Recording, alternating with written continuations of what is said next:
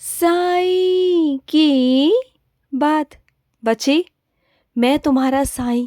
हाँ बच्चे, मैं ही तुम्हारा साईं हूँ।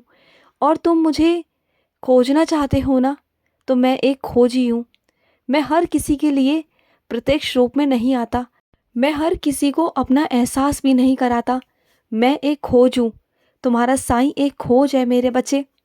जो जितना गहराई में जाएगा ना, वो उतना गहराई से अपने साईं को समझ पाएगा, उतनी गहरी तरीके से, उतने अंदरूनी तरीके से। और जो अपने साईं को ऊपरी तरीके से समझते हैं, एक मूर्ति समझते हैं ना, तो उनके लिए महज मैं एक मूर्ति हूँ। कोई अगर ये समझता है कि मैं उनका बाबा हूँ, तो हाँ मैं उनका बाबा हूँ। अगर कोई ये समझता है कि मैं उनका बाबा हूँ, मैं उनका पिता हूँ, मैं उनका सब कुछ हूँ, मैं उनकी जान हूँ, उनकी दुनिया हूँ, तो हाँ मैं उनके लिए उनकी दुनिया हूँ। तो हर किसी का अलग अलग नज़रिया है, हर किसी की अलग अलग सोच है।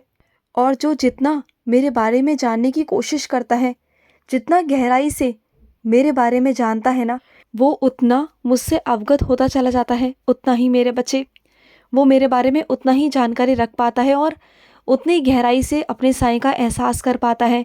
और उसे मेरे दर्शन भी होते हैं। वो मेरे और करीब आ जाता है, और करीब। मेरे भक्त इस दुनिया में कई प्रकार के भक्त हैं। कोई कैसे भक्ति करता है तो कोई कैसे भक्ति करता है। किसी के नज़र कुछ और है तो किसी का नज़र कुछ और है। किसी के भाव कुछ और है तो किसी के भाव कुछ और है। मैं हर किसी के भाव के अनुसार ही मैं उन्हें दर्शन देता हूँ। मैं उनके भाव के रूप में उनके मन की करता हूँ, जैसा मेरा बच्चा करता है। और सुनो मेरे बच्चे, मैं जानता हूँ कि तुम अभी विपरीत परिस्थिति से गुजर रहे हो, लेकिन अभी तुम्हें कुछ भी समझ नहीं आ रहा कि किस रास्ते पर मैं जाऊँ। सच्चाई भी सच नहीं लग रही तुम्हें, क्योंकि कई लोग मक्कार हैं तुम्हारे जीवन में, कई लोग बहुत बदतमीज़ लोग हैं, बहुत शातिर लोग हैं। लेकिन तुम्हें जीतना होगा और मैं तुम्हें जिताऊंगा। और खुद पर भरोसा रखो मेरे बच्चे, तुम महसूस कर पाओगे अपनी जीत को, अपनी चीज़ों को मेरे बच्चे, तुम देखना। और जहाँ भी तुम जा रहे हो ना, उस दरबार में विशेष आशीर्वाद मिलेगा तुम्हें। और उस दरबार से जब तुम लौटोगे ना, तो तुम विजय के रूप में लौटोगे, विजय धारण कर कर लौटोगे और सारी परीक्षाओं को यूं पार कर लोगे कि जैसे कोई परीक्षा है ही नहीं। तुम देखना, बस तुम्हारा जो आत्मविश्वास है ना, वो बस कम हो गया है। बाकी तुम सारी परीक्षाएं दे सकते हो, सारी परीक्षाएं। बस तुमने जो अपना आत्मविश्वास खो दिया है ना, बस उसी को वापस लाना है। वही ज़रूरी है मेरे बच्चे। बाकी तो सारी परीक्षाएं छोटी छोटी सी हैं मेरे बच्चे, तुम सबको पार कर जाओगे।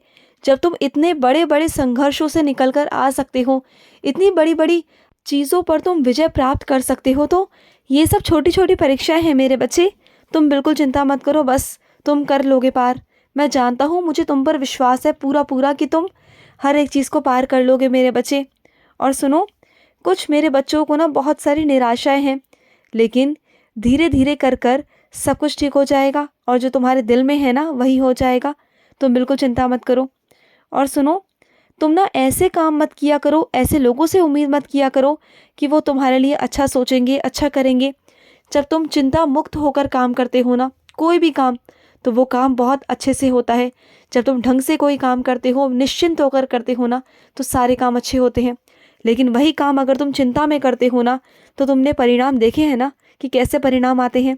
तो वो सब चीज़ें मत किया करो, फिर तुम्हें उन्हीं कामों को बार बार दोहरा दोहरा कर करना पड़ता है। और अगर सही तरीके से एक बार में ही अच्छे से कर लोगे ना, तो तुम्हें कठिनाइयों का सामना ही नहीं करना होगा मेरे बच्चे, परेशानियां ही नहीं आएंगी। और तुम्हें कभी कभी ऐसा लगता है ना कि कई लोग तुमसे बहुत कठोरताई से पेश आते हैं, बहुत ज़्यादा, लेकिन तुम जानती हो कि वो तुमसे कितना प्यार करते हैं।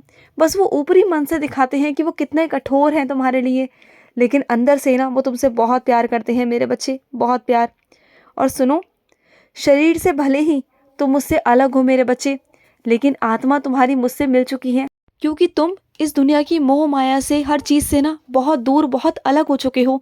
तुम्हें नहीं फ़र्क पड़ता किसी की अच्छाई से, बुराई से। तुम्हें नहीं फ़र्क पड़ता किसी के प्यार से, नफ़रत से। तुम बिल्कुल ऐसे रहते हो जैसे तुम्हें कोई फ़र्क ही नहीं है। तुम्हें किसी चीज़ का कोई फ़र्क नहीं पड़ता। यही तो है, यही निशानी है कि तुम मुझ में मिल चुके हो। आत्मा का परमात्मा से मिलन हो चुका है। जब मन में से सारी इच्छाएं ख़त्म हो जाए ना, जब लगे कि हाँ मेरी आत्मा परमात्मा से मिल चुकी है, एक आनंद आने लग जाए, एक रस आने लग जाए, तुम्हें सब कुछ मेरे नाम से मिलने लग जाए, हर एक चीज़ मेरे नाम से तुम्हें प्राप्त हो जाए ना, हर एक चीज़, तो बस वो बात ही क्या है मेरे बच्चे, उसका आनंद ही अलग है, वो चीज़ें ही अलग है मेरे बच्चे। और सुनो, तुम्हारा हिस्सा जो है ना वो तुम्हें मिलकर रहेगा मेरे बच्चे।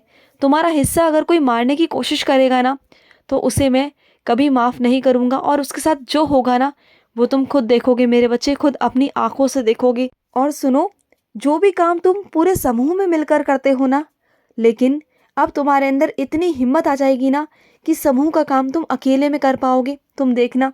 और जो तालियां शाबाशियां तुम्हें मिल पाती हैं ना मेरे बच्चे, वो तुम्हें अकेले में मिलेगी। बात तालियों या शाबाशी की नहीं है, तुम्हारे खुद के आत्मविश्वास के लिए है। देखो, जब तुम अच्छे काम करते हो ना तो तुम्हारा आत्मविश्वास बढ़ता है। आगे मैं और तुम्हें चाहता हूँ कि तुम और आगे बढ़ो, और अच्छे काम करो, और आगे से आगे बढ़ोतरी करो। और सुनो, तुम मुझे जिस भी रूप में बुला रहे हो ना, मैं उसी रूप में तुम्हारे पास आ जाऊँगा मेरे बच्चे, आ जाऊँगा।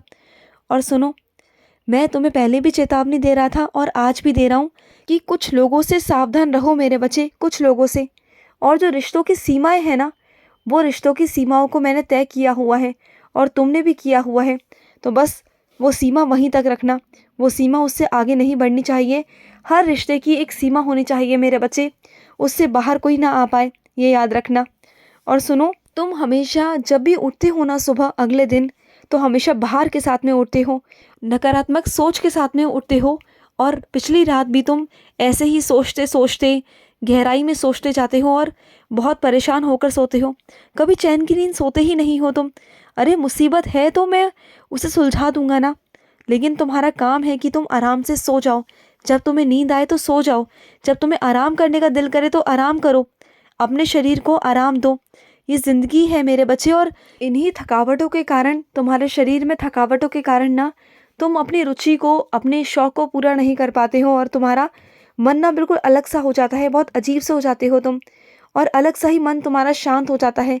जैसे किसी भी काम को करने में दिल नहीं करता, तुम्हें धक्के से काम करवाया जाता है, ऐसे लगता है जैसे तुम्हारा मन ही नहीं है। तुम्हारा मन इस कदर शांत हो गया है ना कि तुम्हें कुछ समझ ही नहीं आता कि मुझे क्या करना है, क्या नहीं करना। और कभी कभी तो तुम्हें इतना क्रोध आता है, इतना क्रोध आता है, जो आम तौर पे पहले तुम्हें कभी नहीं आता था, लेकिन अब ना ज़रा ज़रा सी बातों पर बहुत तुम्हें क्रोध आने लगा है मेरे बच्चे। और सुनो, किसी को भी अगर खाना खिलाने से तुम्हें खुशी मिलती है ना, तो वो सबसे अच्छा काम है मेरे बच्चे, वो सब किया करो।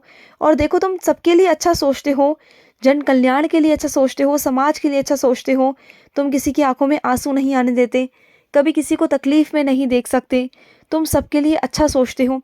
लेकिन अपने लिए कब सोचोगे, ये मैं तुमसे पूछता हूँ कि अपने लिए कब सोचोगे, अपनी ज़रूरतें कब पूरी करोगे, कब अपने लिए तुम ये कर पाओगे कि तुम खुश रह सको, अपनी खुशियाँ तुम कब ढूंढोगे मेरे बच्चे।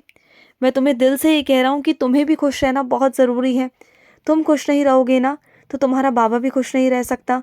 तुम्हें खुश रहना बहुत ज़्यादा ज़रूरी है मेरे बच्चे, तुम्हारे लिए। और सुनो, जिस काम को तुम्हारा दिल ना कर रहा हो ना करने के लिए, तो उस काम को मना कर देना। सामने वाला क्या सोचता है क्या नहीं सोचता, इसके बारे में तुम मत सोचना, लेकिन तुम अगर नहीं चाहते करना, तुम्हारा दिल नहीं चाहता ना, तो बिल्कुल मना कर देना, चाहे सामने वाले को कैसा भी लगे। अगर कोई तुम्हें धकेल कर काम करवाना चाहता है तो बिल्कुल भी मत करना, क्योंकि कल को अगर परेशानी आ गई तो क्या जो सामने वाला तुम्हें काम करने को बोल रहा है, तो क्या वो तुम्हें बचाने आएगा? नहीं आएगा। तो फिर ऐसे लोगों के चक्कर में अपने आप को फंसाने की कोई ज़रूरत नहीं। तुम बस दूर रहो इन सब चीज़ों से, मना कर दो साफ साफ, खुश रहो। आज का साई संदेश समाप्त हुआ।